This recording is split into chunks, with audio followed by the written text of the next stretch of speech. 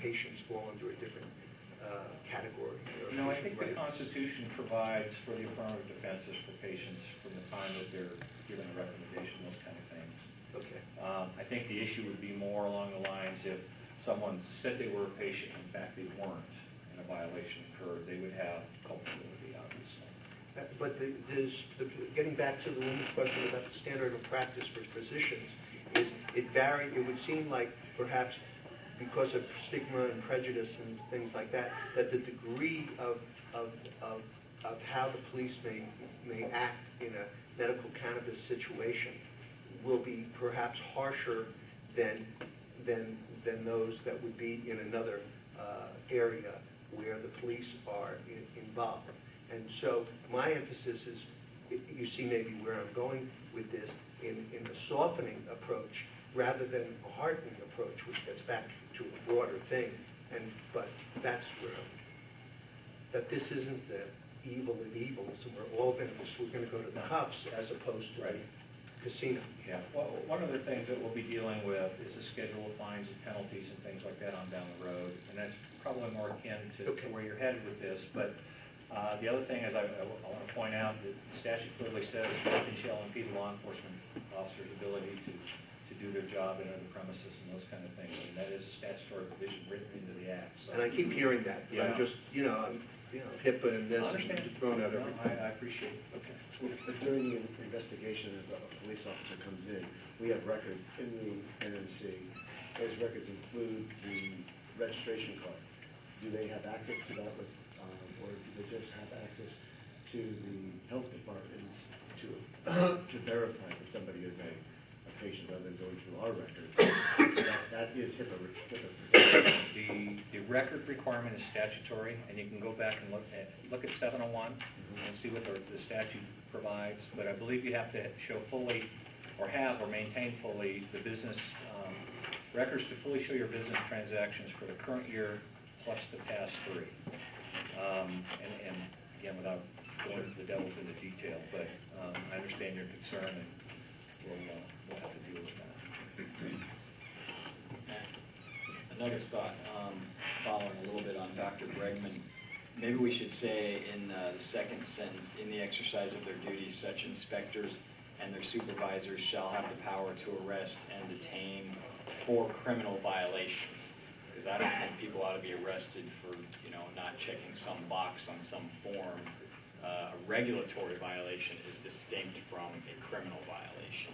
And so the extreme power of cuffing and stuffing somebody should only be for a violation of the criminal law and not just a regulatory problem. And then another thought I had, ironically, the DUI thing is a good analogy, and that happens right next door all day long.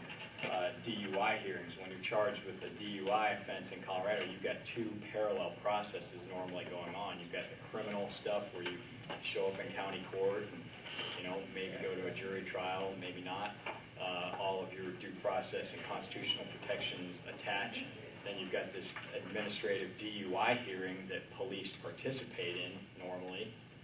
And in that capacity, the police officer does not shed his identity as a government officer. I mean, he still has to comply with the Constitution. He can't grab you and beat a confession out of you. I mean, you still have your Fifth Amendment rights. Even in that administrative DUI process, even though the law says a driver's license is a privilege, not a right, even in that process, the police officer is still a police officer and still must follow the dictates of the Constitution. So that's kind of an analogy of maybe one way to help us think about how this is. Licensure under this is a privilege, but at the same time, just because it's a privilege doesn't mean that cops get to depart from their constitutional responsibilities. And I don't disagree, and I don't think that's what this is saying, but again, I welcome if you've got language. Okay, yeah, I'll think about that a little more. But the criminal portion, the specific portion, is that something that is considered, be considered today? What he said as far as adding the wording, the criminal aspect, as opposed to separating out regulatory versus criminal? It's important to know that the regulatory violations are criminal. Gotcha. Okay, so, I mean, they are criminal in the statute. So, Well, violations of the statute are misdemeanors, but violations of these regulations are not necessarily criminal violations. Yes, they are. I mean, we don't say that in these regulations. I don't think we have. Any violation, well, and we can go back and maybe that's something, like for our next meeting, if you've researched that. But I believe they are, and we'll wait for the AG for this. Yeah, I'm not sure that was what the legislature intended. I don't think they intended if you didn't file your form on time, you're a criminal. I think the statute says it, but we'll, I'll research it also. I mean, I'll give you a specific example with the deadlines you're dealing with right now. It's an unlawful offense. I mean, but I don't think anyone is, or an unlawful act rather, but I don't think anyone's going down and hooking up someone who didn't file the form on time. no, and I don't. The only time the police officers are truly going to hook somebody up for some type of regulatory offense in these instances is something like a warrant that's outside the scope, perhaps warrant out some other type of charge. That's when somebody's going to be hooked up, and then you have, an equal type of offense similar to that. And to put officers, to dictate it so much that you're putting strict boundaries and not having, the ability to have that discretion for an officer at that scene, because every scene is going to be totally different, every experience is going to be totally different. There's certain facts and circumstances that are just going to come to fruition. It's going to be tough. So I think you need to have that discretion built into this rule. And that discretion goes both ways. The officer has the discretion whether to charge. And then when he does decide to charge, he can order in, or if circumstances arise, if there are other factors in it, then they could have a custodial arrest. And one more thing I'd like to add, Matt, is the presumption that officers are looking through non-rose colored glasses after the statute, I think is a presumption. I think, you got to rest assured that, we enforce all laws. And this is a law. 1284 and 109 are laws. So we're going to rely on our professionalism all the way through, no matter if we agree with the law or not. So I think the presumption is erroneous. Norm?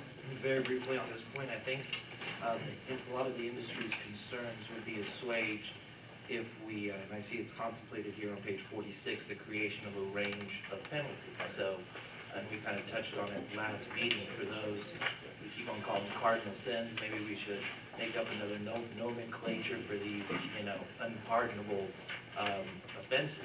And those are the incidents that would result in arrest. So, if anything, it's perhaps this is qualified, it's a bit overbroad now. So we're talking, when it comes to arrest, we know that these are the particular type of offenses, a breach of which could cost you your freedom. Sure. Yeah, the statute allows two things. One, to set up a schedule of penalties for violations in forms of recommendations. It also allows us to set up an administrative citation process, which is a non-custodial kind of thing. Robin, maybe that's where you're headed with this.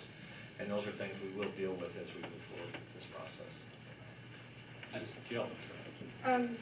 I had thought that section 901 had ruled out what's particularly an unlawful act versus just a regulatory or paperwork failure. Is there a different section that you know of that says any breach of 1284 is unlawful, or is there something in addition to this section? I believe it's in there, just right off the top of my head. I guess I can't tell you what statute it's in. But that's something I've asked our AG to research and bring back to the next meeting. Just briefly to Dr. Bregman's point, I think there's an overlap, or perhaps I can be corrected if this is an incorrect assumption, between the duties of inspectors and the duties of police officers in other areas who are not inspectors, as you are. And I think Dr. Bregman's concerns, which I share actually, are regarding confidentiality of patient privilege, if you will, because the police officer, be it in the center, MNC, or in a, say, a routine traffic stop where the person has marijuana in the vehicle,